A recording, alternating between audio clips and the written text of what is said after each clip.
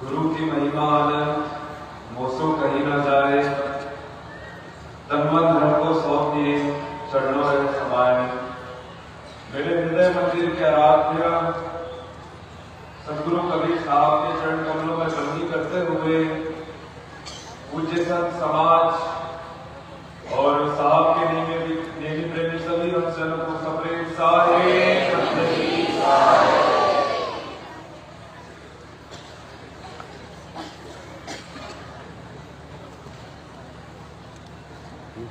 सदगुरु कबीर धर्मदास साहब स्मृति संत समारोह माघ मेला का यह 8वां दिवस है और सभा का एक द्वितीय दिवस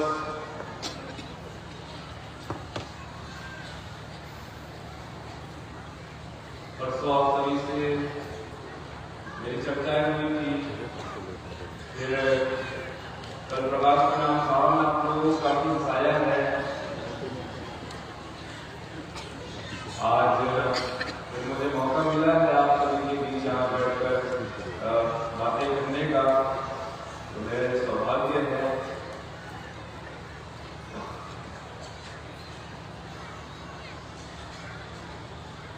आज की सभा, आज का कार्यक्रम STDV मिशन के अंतर्गत हो रहा है। सदगुरु कबीर धर्मदास वंशावली मिशन के अंतर्गत ये कार्यक्रम हो रहा है। आप लोगों को काफी अच्छी तरीके से पता भी होगा क्या है हमारा मिशन। मैं विगत 2 वर्षों से यात्रा कर रहा हूँ, भ्रमण कर रहा हूँ और गांव-गांव जाकर, घर-घर जाकर इस मिशन के बारे में आप सभी को मैं बता रहा हूँ। हमारे सोशल मीडिया पेज पे भी आप लोग देखते होंगे, हमारी वेबसाइट में भी आप देखते होंगे।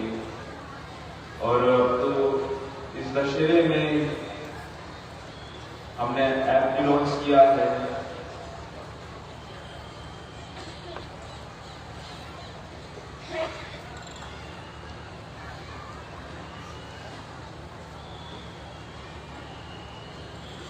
देखिए, मैं यहाँ पे ज्यादा कुछ उपदेश देने नहीं आया। मैं एकदम आप लोगों को एकदम ऊंचाई की बात बताने नहीं आया और मैं कहता भी नहीं, क्योंकि उसका मतलब ही नहीं, वो चीज बताने का मतलब ही नहीं।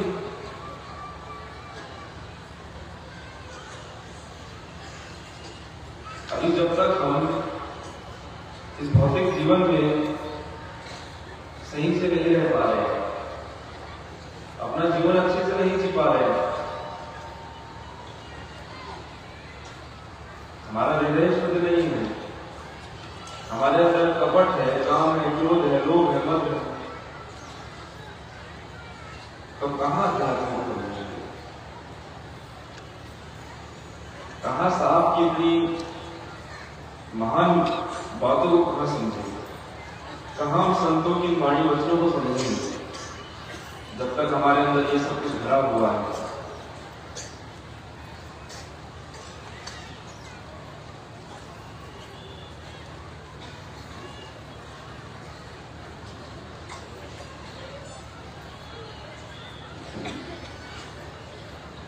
चलिए, मैं इस बात में मैं थोड़ी देर में आता हूँ। पहले मैं कुछ जरूरी बात आप लोगों को बताता हूँ।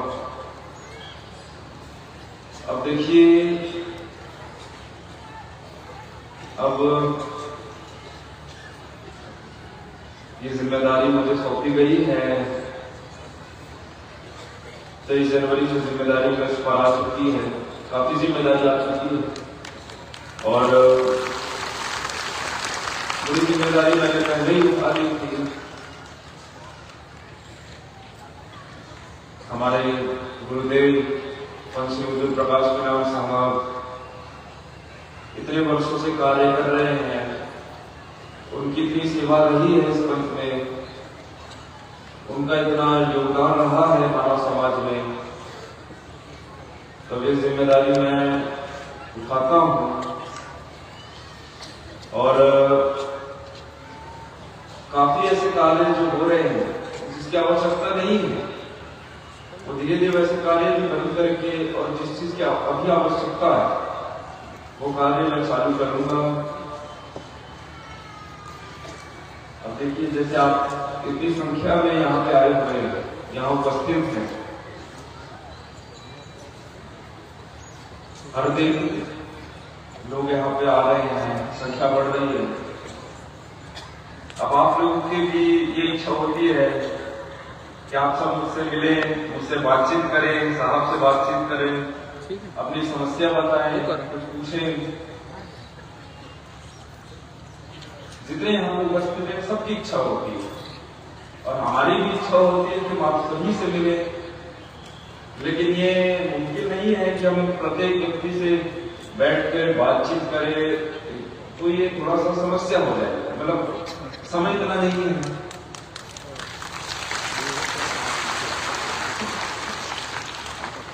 तो आने वाले समय में मैं कुछ ऐसी चीजें लाने वाला हूँ, कुछ ऐसे कार्य करने वाला हूँ जिससे आप सब मुझसे डायरेक्ट जुड़ जाएंगे, प्रत्येक व्यक्ति मुझसे डायरेक्ट जुड़ जाएगा और आप लोगों को कुछ भी बात करनी होगी, कुछ भी आपके मन में कुछ इच्छा होगी या कुछ समस्या होगी या कुछ आप तकलीफ में होंगे, तो आप मुझसे बोल सकते हैं, उसका आपको मैं जवाब भी दे सकता हूँ। ऐसी कुछ सुविधा मैं आने वाले समय में लाने वाला हूँ। मेरा पूरा प्रयास चल रहा है, मेरी पूरी टीम का पूरा प्रयास चल रहा है, हम इसमें लगे हुए हैं और मतलब जो 18 वर्ष के हो चुके हैं उनके लिए अभी सुविधा आ रही है और काफी ऐसी सारी चीज आ रही हैं चीजें जिससे आप सभी को थोड़ी सुविधा होगी, यहाँ रहने में भी आप लोगों को सुविधा होगी। अभी आप लोग इतनी संख्या में आए हुए हैं, मैं देखिए समझता हूँ आप सबकी इच्छा होती है आप लोग यहाँ पे आए, इस कार्यक्रम का आप लोग आनंद उठाएं, लेकिन आप लोग भी यही सोचते होंगे कि आप लोगों को थोड़ी सुविधा नहीं हो पाती है, सुविधा की कमी हो जाती है। तो वही सारी चीजों को सुधारने का मेरा प्रयास चल रहा है, वो सारी सुविधा मैं आप लोगों को उपलब्ध करा दूं, मेरा पूरा प्रयास चल रहा है। और मुझे पूरा यकीन है अगर यहाँ पे पूरी सुविधा मिल जाएगी तो यहाँ कदम रखने की जगह भी नहीं, एक कदम नहीं रख पाएगा, इतनी संख्या में आप लोग यहाँ पे आ जाएंगे। और मैं तो चाह रहा हूँ, देखिए ये मेरा नहीं आप लोगों की जगह है, आप लोगों का आश्रम है, आप लोगों का मेला है, आप लोगों का कार्यक्रम है और आप लोगों का ही हक है। जब तक आप लोग नहीं होंगे तो कार्यक्रम ही कहाँ होगा।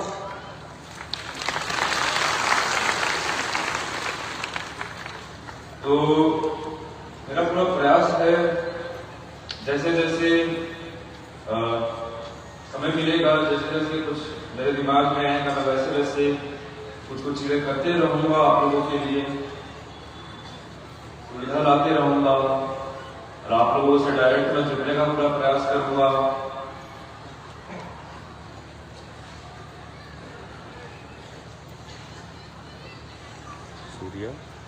और अब आप लोग सोचते हैं, आप लोग ये सोचते हैं कि हम सब कुछ जाने और आपका हक भी है सब कुछ जानने का, कि हम सब कुछ एकदम सब कुछ जितनी भी चीजें हम पूरी जान लें, जितना साहित्य हम जान, अच्छी बात, आप लोग जानिए, जरूरी है जानना, लेकिन उसका मतलब तब होगा जब आपका हृदय शुद्ध होगा, जब आप भीतर से साफ होंगे, जब आप भीतर से शुद्ध होंगे, तब इन सारी चीजों का मतलब होगा। तभी आप लोगों को मंदिर मस्जिद जाने का मतलब होगा, तभी आपका पूजा पाठ करने का मतलब होगा, तभी आप तीर्थ में जाने का मतलब होगा, जब आप भीतर से शुद्ध रहेंगे। जब तक हम भीतर से शुद्ध नहीं रहेंगे तब तक ये सारी चीजें काम नहीं आती, इन सारी चीजों को मतलब नहीं होता।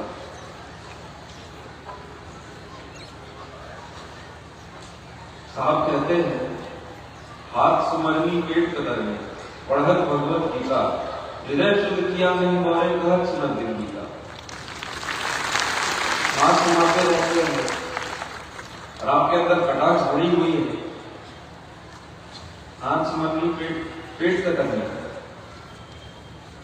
आप सुमरण करते जा रहे हैं, जब करते जा रहे हैं, आपके अंदर कटाक्ष भरी हुई है, आप अमुक ग्रंथ पढ़ रहे हैं, इनका मतलब क्या होगा?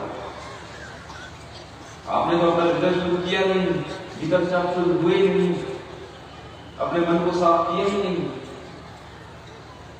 तो इसका क्या मतलब? कहते सुनने में आपका दिन बीतता है, एक दूसरे की चुगली करने में आपका दिन बीतता है, या किसी के बारे में सुनने में आपका दिन बीत जाता है। अब मैं आप लोगों को रघुपट्टी की बात बताता हूँ। महाराष्ट्र नागपुर में रघुवी समाज है, ये लोग हर महीने जब भी समय मिलता है एक एक घर में भजन सत्संग का कार्यक्रम रखते हैं, भजन कीर्तन का कार्यक्रम रखते हैं, जिसमें भजन होता है और भोजन भंडारा हो जाता है, अच्छी चीज। लेकिन वो रखने के पीछे कारण है।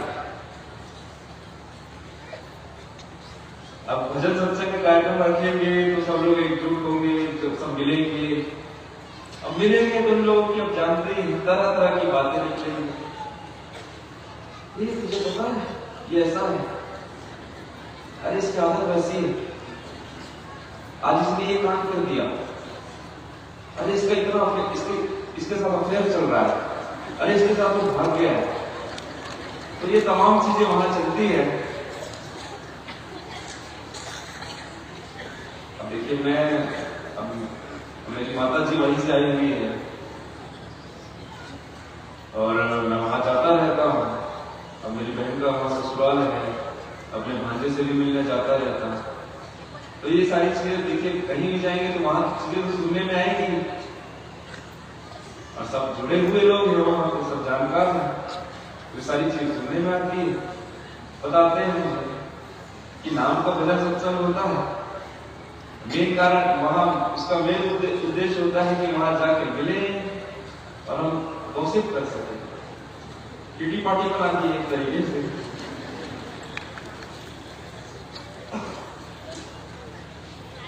तो भजन सत्संग भी करते हैं लोग, ऐसा नहीं करते, भजन सत्संग भी कर रहे हैं और एक दूसरे की चुगली भी कर रहे हैं। एक ही बार बात नहीं हो गई। अब जितने यहाँ पे रघुपट्टी से लोग बैठे हैं, अब मेरी बातों का बुरा मत मानिएगा, तो सारा होगा आप लोगों को, लेकिन मैं आप लोगों के लिए कह रहा हूं, आप लोगों के लिए कह रहा हूं कि आप लोग इस चीज को सुधारें, इस चीज से ऊपर उठे। तो हमें छोटी छोटी चीजों को पहले सुधारना होगा। आप एक झटके में तो 10 सीढ़ी नहीं चढ़ सकते,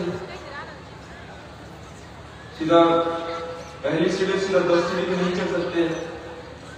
पहले पहली सीढ़ी चढ़ेंगे, दूसरी सीढ़ी चढ़ेंगे, तीसरी सीढ़ी चढ़ेंगे, चौथी सीढ़ी चढ़ेंगे, उसके बाद तो 10वीं सीढ़ी तक पहुंचेंगे आप। तो पहले ये छोटी छोटी चीजें हम पहले ये सारी चीज बंद करेंगे, सारी चीजें ऊपर उठेंगे, तब तो जाके आप लोगों को मतलब अमुक ग्रंथ पढ़ने का,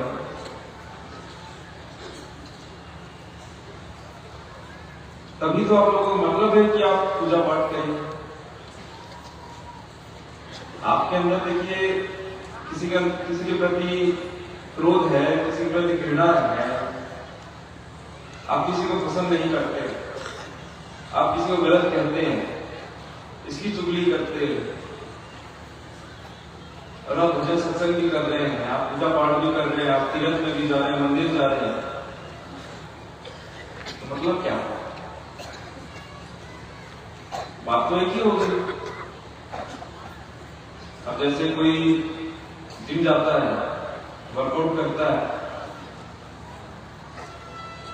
और उसके बाद वो जाकर मस्त आराम मजे से चाउमीन खा रहा है, बर्गर खा रहा है, मोमोज खा रहा है। एक ही बराबर हो गया। आप इधर अपने शरीर को इतना तपाए हैं, इतनी मेहनत किए हैं, घंटों आप वर्कआउट कर रहे हैं, उसके बाद जाके आप मोमोज खा रहे हैं, पिज्जा खा रहे हैं, चाउमीन खा रहे हैं, तरह तरह के व्यंजन खा रहे हैं। तो एक ही बात हो गई, इधर करके इधर वही वापिस कर ली, बात तो वही हो गई।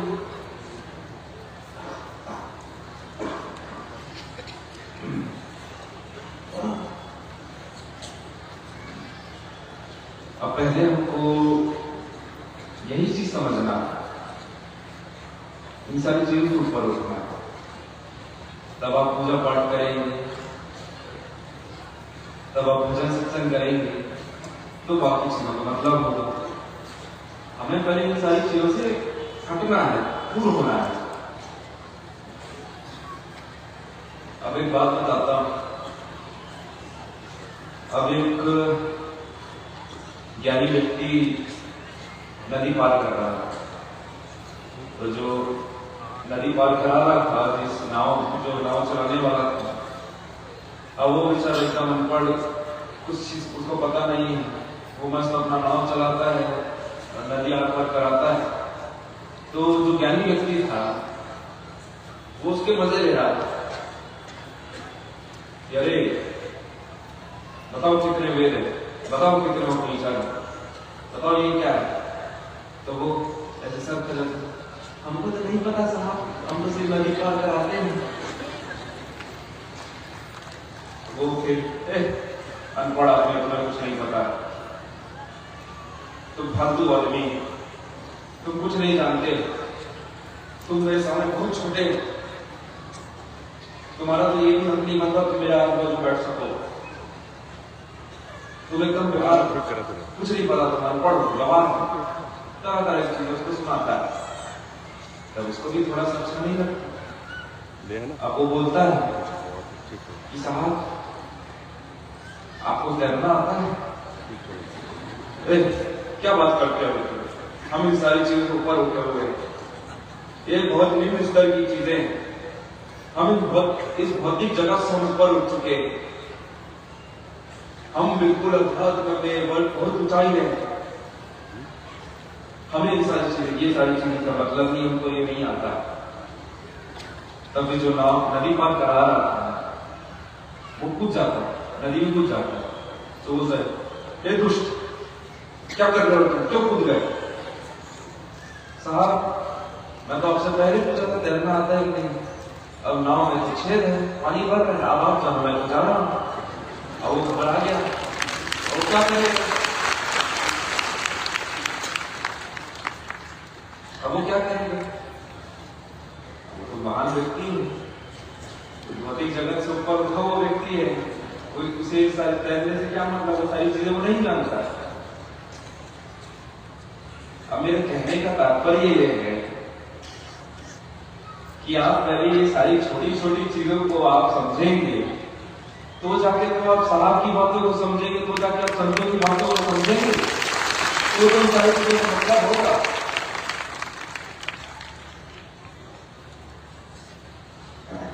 आप जो अपने अंदर अहंकार करके बैठे हैं,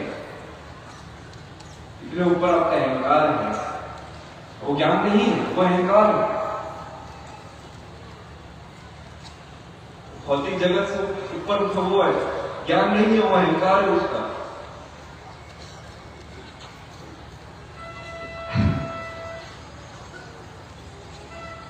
वही चीज मैं कह रहा हूं कि अभी भी समय है, आप इन सारी चीजों से ऊपर उठ जाओ, अपना जीवन आप आनंद में जियो, प्रेम पूर्वक जियो। अब अध्यात्म मतलब ये नहीं कि एकदम गंभीर रहना, तप करना है, एकदम ऐसे, ये सारी चीजें नहीं। अध्यात्म यानी अपने जीवन को समझ जाना, अपने आप को समझ जाना। अपने आप को नहीं समझोगे तो क्या समझोगे? अपने आप को तो जानना, हम अपने आप को जान जाएंगे।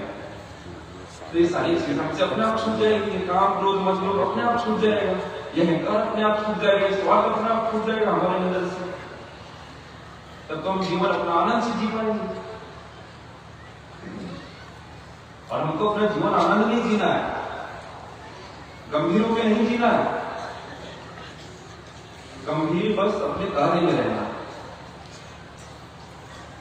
एक निष्ठा पूर्वक एक गंभीरता से अपना कार्य करना है।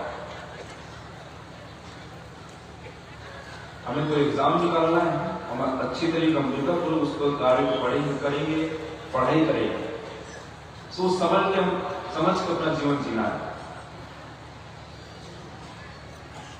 सोच समझ के हमें अपना जीवन जीना है, सब कुछ जान एकदम विवेक से अपना जीवन जीना। ऐसा नहीं कि आंख बंद करके कहीं जाते ऐसा नहीं करना है। आंख बंद करके आप कहीं चलते जा रहे हो, क्या पता नीचे सामने गड्ढा है, गिर जाओ। आंख खोल के अपना जीवन जियो, आंख खोल के अपने रास्ते में चलो, तो मतलब है किसी चीज का। ये नहीं करते कि हम अपने अहंकार में हमने अपनी आंखें बंद कर दी। हमको अपने अहंकार को अपने नीचे दबा के रखना है, अहंकार के ऊपर दब के नहीं रहना है।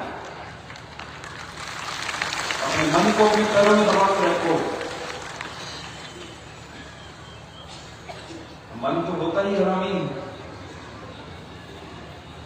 अभी भजन आप लोग सुन रहे होंगे, अभी माता साहिबा का, हमारे राजूदास साहब की आवाज में हमने अभी भजन लॉन्च किया है, हमारा म्यूजिक चैनल है ना, कभी इसमें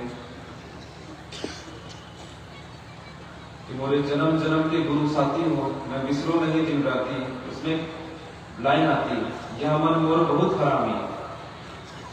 क्या है? यह मन मोर बहुत हरामी, जैसे मत माते हाथी, जैसे पागल हाथी कुछ भी करता है, इधर उल्लास करता है, उधर फोड़ करता है, वैसे ही हमारा मन वही ऐसा हरामी है। मन हमारा सुनता ही नहीं।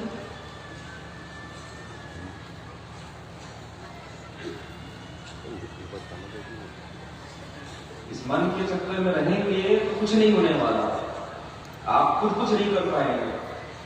चलिए सर दूर की बात, आपको जो करना है, आपको अगर आईएएस बनना है, आपको कुछ आपका आईपीएस बनना है, आपको पढ़ाई करनी होगी, आपका मन नहीं होगा लेकिन आपको पढ़ना पड़ेगा। मन के चक्कर में रहे तो फिर रहेगा, आप नहीं होने वाला। ये मन ऐसे ही, मन के गुलाम मत बनो, मन को अपना गुलाम बना लो, यही सही है।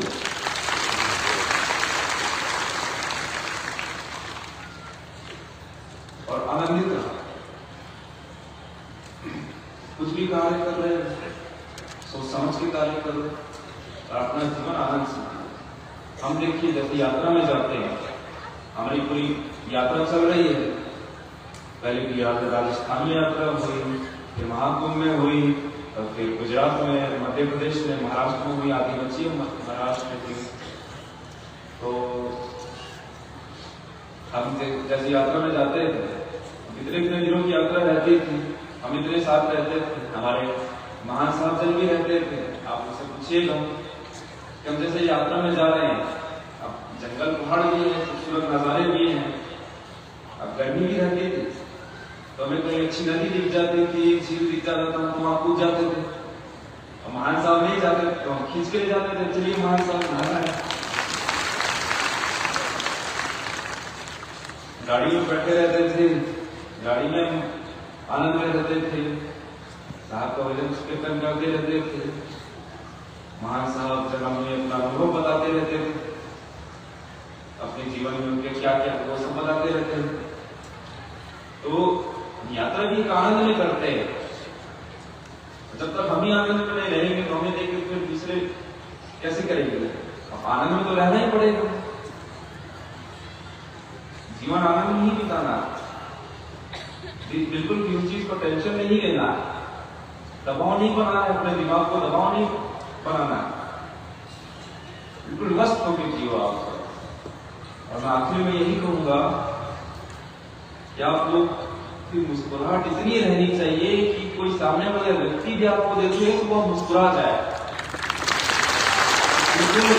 बिल्कुल 32 से 32 दांत दिखने चाहिए जब आप मुस्कुराए, 32 से 32 दांत दिखने चाहिए, खुल के मुस्कुराओ।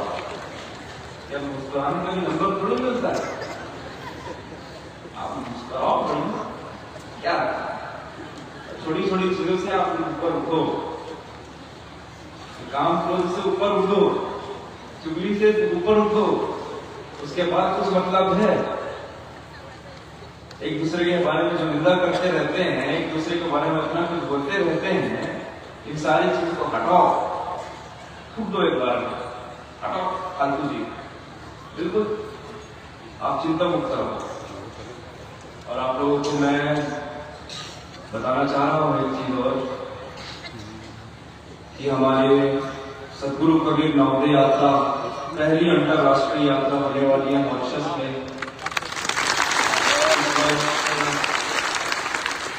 2026 में यात्रा होगी और यात्रा की रूपरेखा आप लोगों को सोशल मीडिया में हम लोग डाल देंगे, आप सब देख लीजिएगा।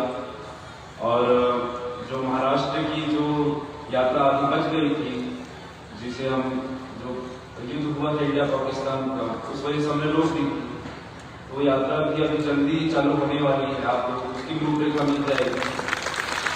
तो इतना ही कहते मैं अपनी वाणी को विराम देता हूँ और बस वापिस कहूंगा आपके लिए, आप लोग मस्त आनंद में जियो और बढ़िया मस्त होके जियो। साहेब बंदगी साहेब, अब साहेब बंदगी बोलने में क्या कमी होती है आप लोगों की?